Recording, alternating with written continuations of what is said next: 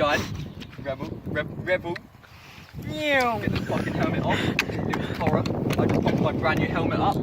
Anyway, this is a bike check. This is a giant rebel. Sexy bike, personally. Where are we gonna start? Start from the front, okay? So we've got some Richie. What the fuck do you want? You need to do the Fortnite dance.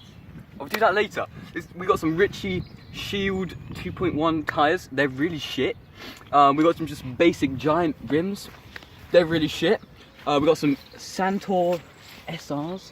They're really shit. Is that 30 mil 30 mil? That of travel? No, that's the width. You know, like Fox 32s and Fox 36s. That's these. Yeah. Okay. Stanchions. We'll go up. Handlebars, just typical giant ones. Giant brake, hydraulic brakes. They're pretty decent, but you know, I've rounded off all the bolts because I wanted to change my handlebars. We'll ignore that. Typical giant saddle. It's got a hole in the front. We do love that. Good for penetration. We have got a warning label. Probably means I'm gonna die when I ride this.